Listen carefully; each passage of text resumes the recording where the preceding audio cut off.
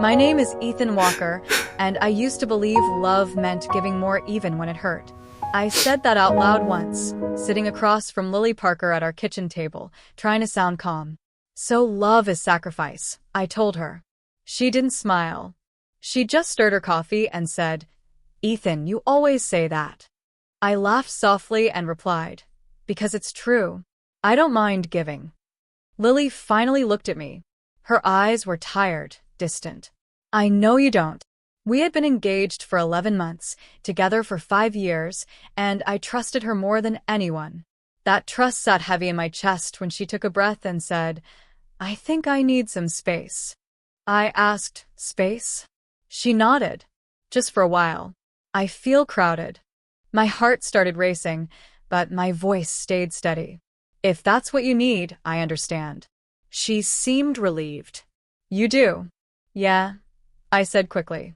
"I want you to be happy." There was a pause. "The kind that makes your ears ring." She whispered, "I don't want this to change us." "It won't," I promised, even though fear was crawling up my spine. "We're strong."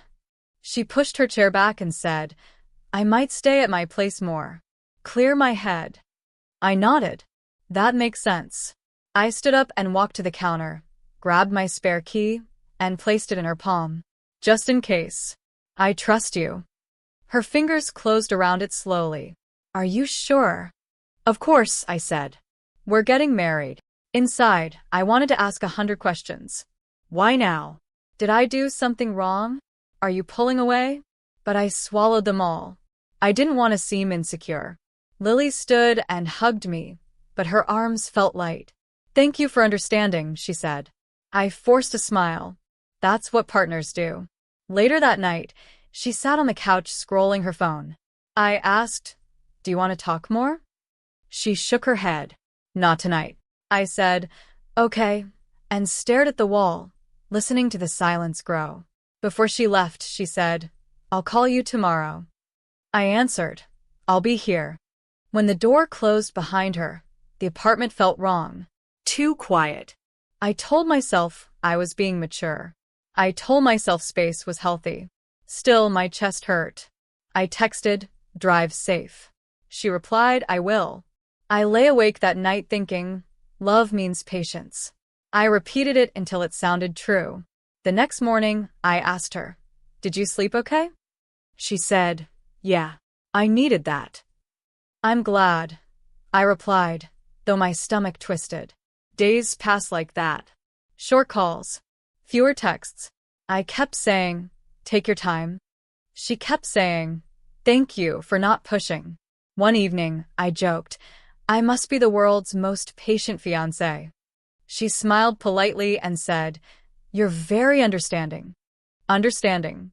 That word followed me. I wore it like armor. I ignored the way she avoided my eyes, or how her voice sounded colder. I asked once, "You're still in this, right?" She answered, "Of course." I wanted to believe her more than I wanted the truth. So I did. I chose love over instinct. I chose silence over fear. I told myself giving more would save us. That night, alone again, I stared at the empty spot where her keys used to hang and whispered, "I trust you," hoping she could somehow hear me. I got off work early that night, shoulders aching, mind tired, heart strangely hopeful. I told myself, I'll surprise her. I stopped for groceries and thought dinner might remind us we're okay. As I walked up to the apartment, I noticed the lights were on. I smiled and said quietly, "Good. She's home." Then I heard laughter. It wasn't hers alone. I froze outside the door and whispered, "No," I told myself I was tired, that my ears were lying. I leaned closer and heard a man's voice. Familiar. Too familiar. My stomach dropped so fast I felt dizzy. I unlocked the door slowly, my hand shaking. The door opened and my life split in half. Lily stood by the couch, her smile disappearing the moment she saw me. Next to her was my brother, Ryan Walker. He didn't move. He didn't speak. He just stared at me like a stranger who knew all my secrets. I said his name, without thinking. "Ryan." Lily whispered, "Ethan?" I cut her off. What is this? No one answered. I looked at the table and saw 2 glasses of wine. I laughed once, sharp and empty. So this is space? Ryan opened his mouth, then closed it. I looked at Lily. Say something. She finally said, "It's not what it looks like." I nodded slowly. Then explain it. She stepped forward. You weren't supposed to be home. That hurt more than anything else. I said, so you planned this. Ryan finally spoke. Man, calm down. I turned to him. Don't tell me to calm down in my house. Lily said, please don't make this worse. Asked quietly, how long? She shook her head. Ethan. I repeated, how long? Ryan looked at the floor. Lily whispered, a few weeks. I felt my chest tighten. Weeks, I said, while I was giving you space. She cried, I didn't mean for you to find out like this. I laughed again. How did you mean for me to find out? Ryan said, we didn't plan to hurt you. I snapped. You planned everything else. I didn't scream. I didn't hit him. I didn't cry. I just felt hollow. I looked at Lily and said, you used the key. She whispered, you gave it to me.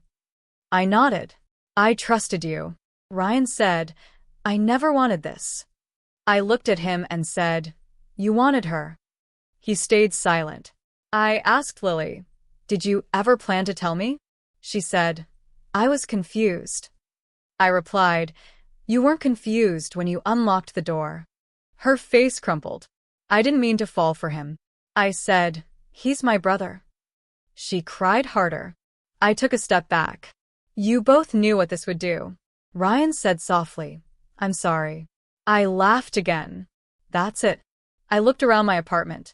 Everything felt stolen. I said, get your things. Lily said, Ethan, please. I shook my head. I can't breathe in here. I walked toward the door. Lily followed me and grabbed my arm. Where are you going? I pulled away. Anywhere you're not. Ryan called out. We can talk. I turned and said, we're done talking. I stepped outside, and the door closed behind me. I stood in the hallway, hands shaking, heart broken, mind numb. I realized the key wasn't just metal. It was permission. And I was the one who handed it over. I drove to my parents' house with shaking hands, repeating, they'll understand. When I walked inside, my mother, Susan Walker, looked up and said, you look tired. I replied, I caught Lily with Ryan. My father, Mark Walker, lowered his newspaper and asked, did you talk it out? I said, there is nothing to talk out. My mother sighed and said, Ethan, sit down. I stayed standing. I need you to hear me. She said, we are hearing you. I looked at my father and asked, did you know? He hesitated and said, Ryan mentioned problems. I felt my throat tighten. Problems don't include my fiancé. My mother said softly, Ryan has been lonely. I stared at her. So was I. She avoided my eyes and said, you've always been strong. I replied, that doesn't mean I don't break. My father said, family comes first. I asked, which family? He frowned. That's not fair. I laughed bitterly. Neither is this. My mother said, you have to be understanding. I shook my head. I was understanding when she asked for space. My father said, Ryan didn't plan this. I snapped. Neither did I. My mother reached for my arm and said, please don't fight with us. I pulled away. I didn't come to fight. I came for support. She whispered, we don't want to lose either of you. I replied, you already chose. My father said sharply, that's enough. I asked, when did you decide he mattered more? He said, don't twist this. I felt invisible. You're asking me to swallow everything. My mother said, time will heal this. I answered, time doesn't fix betrayal. My father said, Ryan is your brother. I replied, and Lily was my future. My mother whispered, she made a mistake. I said, so did he. Silence filled the room. I asked quietly, do you even hear me? My father said, You're being emotional. I laughed. I'm being human.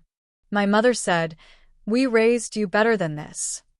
I answered, you raised me to accept pain. My father stood and said, watch your tone. I met his eyes and said, watch your choices.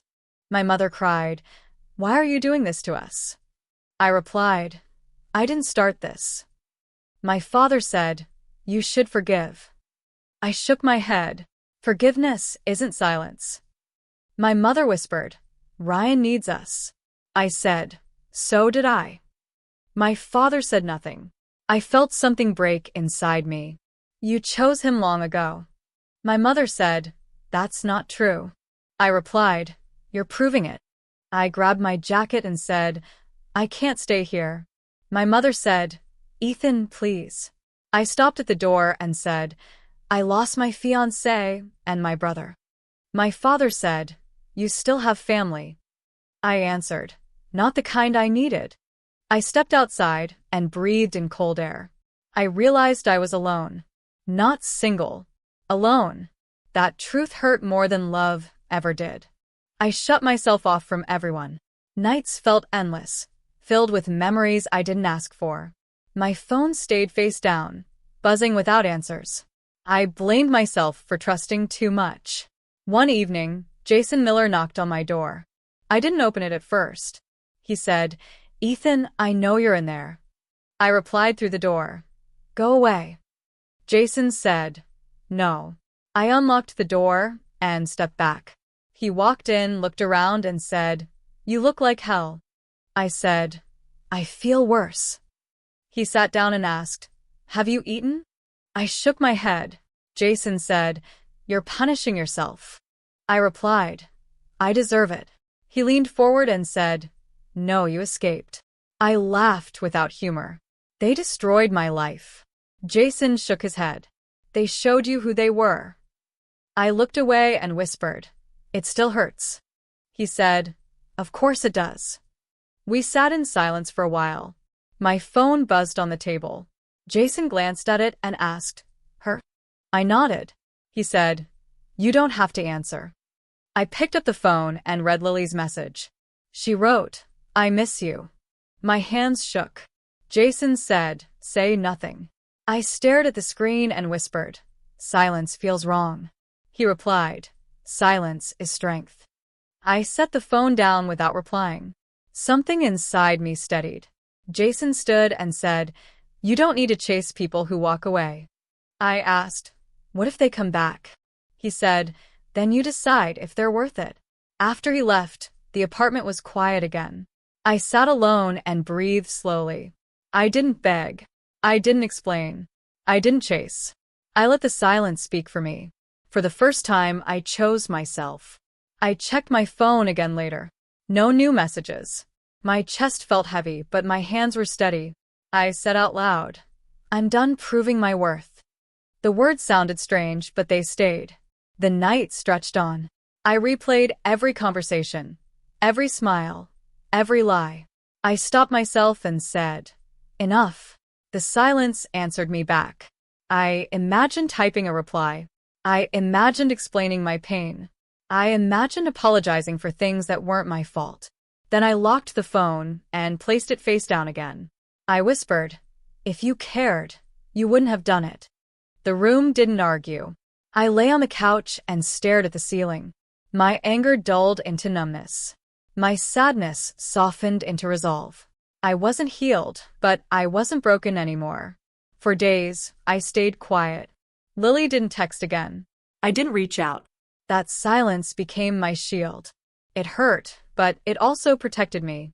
One morning, I looked at my reflection and said, I survived this.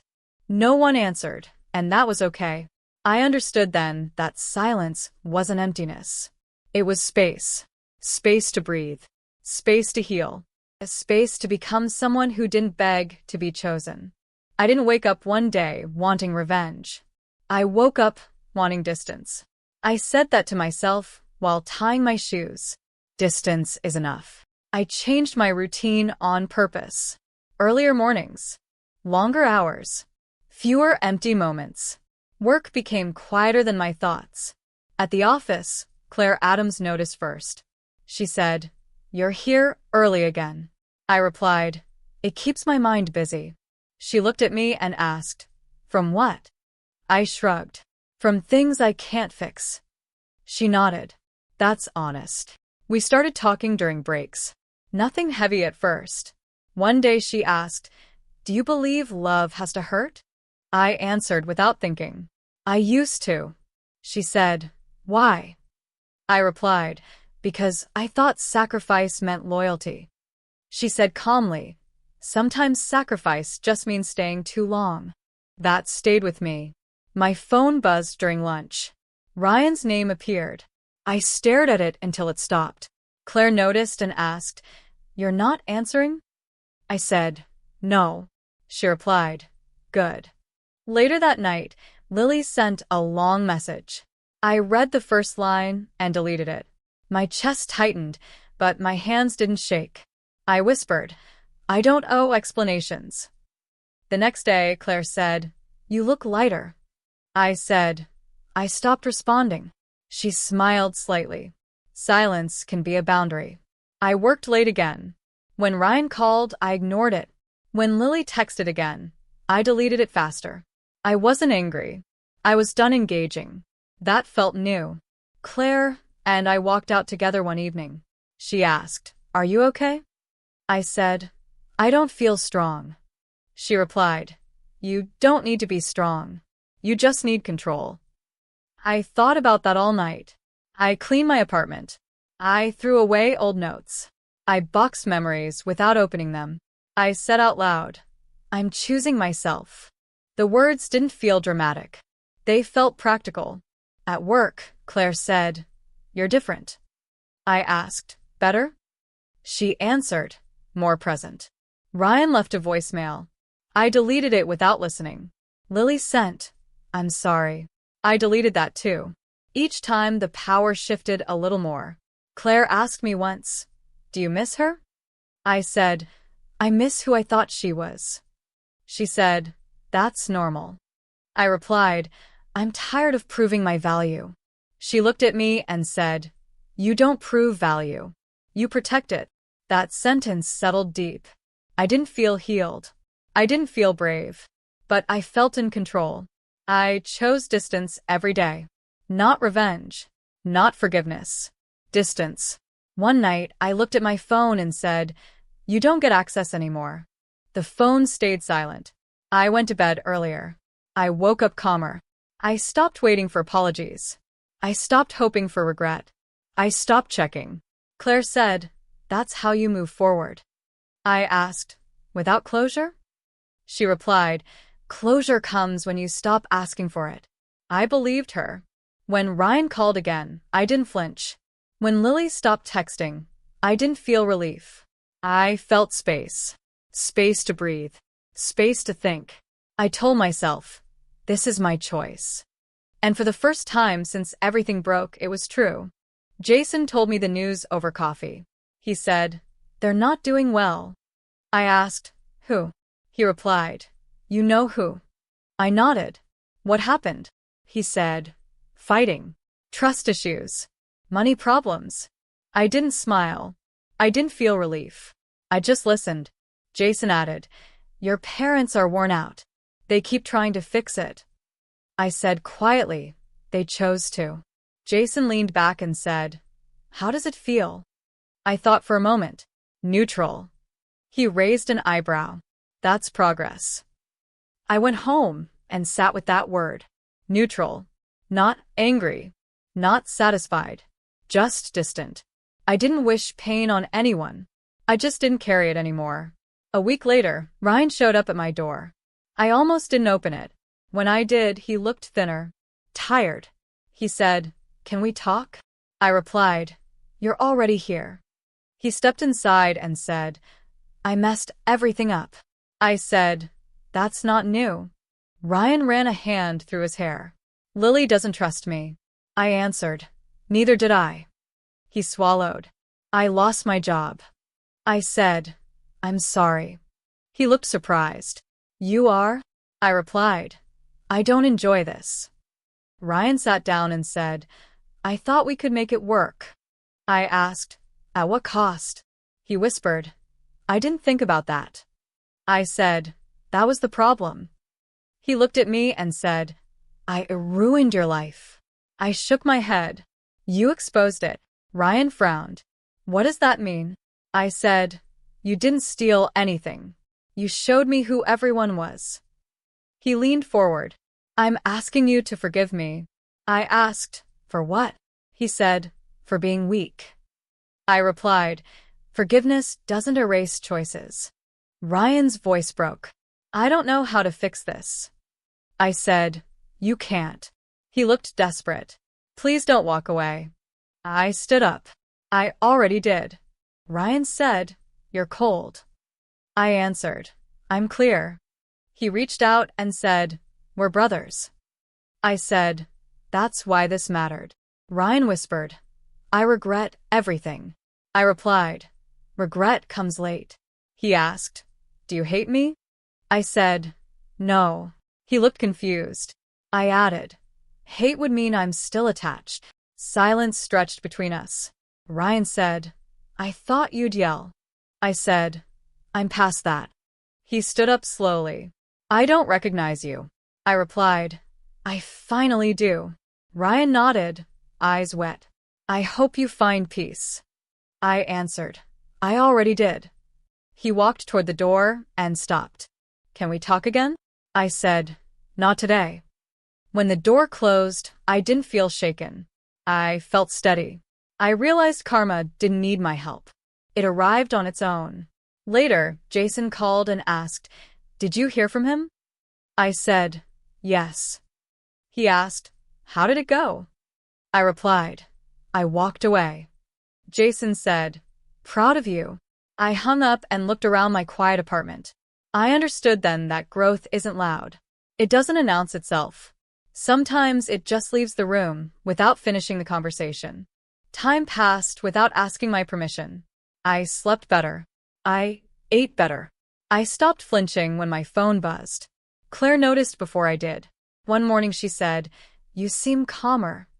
I replied, I stopped arguing with the past. We walked together during lunch breaks. She asked, are you afraid of getting close again? I answered honestly, yes. She said, that's not weakness. I looked at her and said, I don't want to repeat old patterns. She replied, then don't abandon yourself. That stayed with me. I liked her, but I moved slowly. I didn't rush feelings. I didn't promise anything. I told her, I need honesty more than romance. She smiled and said, I can do honest. One evening, as I unlocked my apartment door, I heard a voice behind me. Ethan. I turned and saw Lily standing there. She looked smaller, nervous. I said, you shouldn't be here. She swallowed and said, I just need to talk. I replied, you already did enough talking. She stepped closer. I'm not here to fight. I said, I'm not here to fix anything. She nodded. I know. I unlocked the door and said, 5 minutes. Inside, she looked around and said, it feels different. I replied, so do I. She took a breath. I made mistakes. I said, that's an understatement. Her eyes filled. I lost you. I replied, you gave me up. She whispered, I'm sorry. I looked at her and said, I forgave you a long time ago. She looked surprised. You did. I nodded. For my peace. Not yours. She asked, does that mean we can? I cut in. No. She wiped her face. I just wanted closure. I replied, closure isn't something you ask for. She said softly, Ryan ruined everything. I shook my head. You both made choices. She looked at the floor. I regret it every day. I answered, regret doesn't rebuild trust. She asked, do you ever miss me? I paused. I miss who I was before you broke me. She flinched. I deserved that. I said, I didn't come here to hurt you. She nodded. I can see you're stronger. I replied. I had to be. She stood there, unsure. Is there someone else? I answered, there's me. She gave a sad smile. I'm glad you're okay. I said, I am. She walked toward the door and stopped. I wish things were different. I replied, so do I. When she left, the room stayed quiet. I didn't feel shaken. I felt settled. Later, Claire called and asked, you sound tired. I said, I had an unexpected visitor. She asked, do you want to talk about it? I replied, not tonight. She said, I'll be here. I smiled and said, I know. I sat alone and thought about trust. It still scared me. Vulnerability still felt risky. But I wasn't closed. I was careful. There was a difference. I looked at my reflection and said, you survived. No one answered. I didn't need them to. I had become someone who chose peace over chaos, truth over comfort, and myself over anyone who couldn't choose me back. My mother called first. She said, Ethan, can we talk? I replied, about what? She hesitated. About us. I said, you have 10 minutes. I went to their house a week later. My father, Mark, opened the door and said, you look well. I answered, I am. My mother, Susan, said, Ryan moved out of state. I replied, I heard. My father added, Lily left him. I nodded. That happens. Silence followed. My mother finally said, we made mistakes. I sat down and said, you made patterns. My father frowned. We tried to keep the family together. I replied, you kept one son comfortable and asked the other to endure. My mother whispered, that wasn't our intention. I said, intent doesn't erase impact. My father said, we thought you were strong enough. I looked at him and said, strength isn't permission. My mother cried softly. We didn't know how much we hurt you. I answered, you knew. You just didn't stop. My father said, we're trying now. I replied, trying late doesn't undo early choices. My mother said, we miss you. I said, you miss the version of me who stayed quiet. My father stood and said, that's not fair. I replied calmly, neither was asking me to forgive everything alone. My mother asked, what do you want from us? I took a breath. Boundaries. My father asked, what does that mean? I said, I won't fix your guilt. My mother whispered, we're your parents. I replied, and I'm not your emotional support. My father said, we just want things normal again. I shook my head. Normal is what broke me. My mother said, can't we start over? I answered, starting over requires accountability. My father looked down. We failed you. I nodded. Yes. My mother cried harder. I'm sorry. I said, I believe you. She looked up. Does that mean you forgive us? I replied, forgiveness doesn't mean access.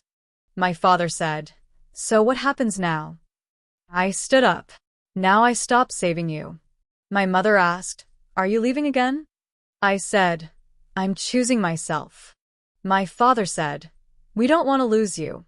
I answered, you already did. This is what remains. My mother said, will you visit? I replied, when it feels healthy. My father nodded slowly. That hurts. I said, it hurt me first. Silence filled the room again, but it felt different. Clear. My mother said, Ryan asks about you. I replied, tell him I hope he heals. My father asked, will you ever be close again? I answered, not the way you expect. My mother said, we wish we had done better. I replied, so do I. I walked toward the door. My father said, we love you. I turned and said, I know. Outside, I felt steady. I didn't feel cruel. I felt honest. I didn't punish anyone. I didn't yell. I didn't beg. I simply stopped carrying what was never mine to hold. I realized closure isn't loud. Sometimes it's quiet. Sometimes it's walking away without anger. And sometimes it's finally accepting that regret means nothing if it comes too late. I stood alone in my apartment and said, I used to beg. The room didn't answer. It didn't need to. I picked up the old house key from the drawer and held it in my palm. You were never just metal, I said. You were trust. I placed it on the table and didn't feel pain. I felt clarity. My phone buzzed with unread messages. I didn't open them. I said quietly, some words don't deserve space anymore. I deleted them all. Later, Claire called. She asked, how are you feeling tonight? I replied, grounded. She smiled through her voice. That sounds new. I said, I finally know who I am without them. She asked, and who is that? I thought for a moment. Someone who doesn't stay where he isn't respected. She said, that matters. We met for coffee the next day. She asked, are you scared? I answered honestly, yes. She said, good. That means you care. I looked at her and said, I won't disappear into someone else again. She replied, I wouldn't want you to. I told her, I move slowly now. She said, slow is safe. That night, I walked through my apartment room by room. I stood in the empty bedroom and said, this used to hold promises. The silence felt gentle. I remembered the man I was. The one who apologized too much. The one who thought love meant pain. I said out loud, I forgive you. It felt necessary. Claire asked later, do you believe in love again? I replied, I believe in choice. She smiled. That's better. I picked up my phone and typed a message, then erased it. I said, I don't need to explain my piece. I put the phone away. I sat on the couch and whispered, I survived betrayal. I added, I survived abandonment. I thought about my parents, my brother Lily. I didn't feel anger. I felt distance. Healthy distance. I said, you no longer define me. Claire once asked, what do you want now? I answered, respect. Honesty. Quiet love. She said, that's not asking for too much. I replied, I know that now. I stood at my front door and rested my hand on the knob. I remembered walking out in shock. I remembered shaking hands. I said, this door once closed on me. I opened it and stepped into the hallway, then stepped back inside and closed it gently. This time, I said, I choose. Claire texted, I'm proud of you. I replied, I'm proud of me too. I sat down and breathed deeply. The past didn't chase me anymore. The future didn't scare me. I said, I'm ready. Later, Claire asked, ready for what? I answered, for love that doesn't hurt. She said softly, that kind exists. I replied, I believe you. I looked at the empty space where old memories once lived. It wasn't empty anymore. It was open. I said, I'm not closing myself. I picked up the house key one last time and placed it in the trash. This chapter's done, I said. I didn't cry. I walked to the window and watched the city breathe. I felt calm. Whole. I said, I didn't win by revenge. I added, I won by walking away. The door behind me stayed closed. And for the first time in my life that felt like freedom.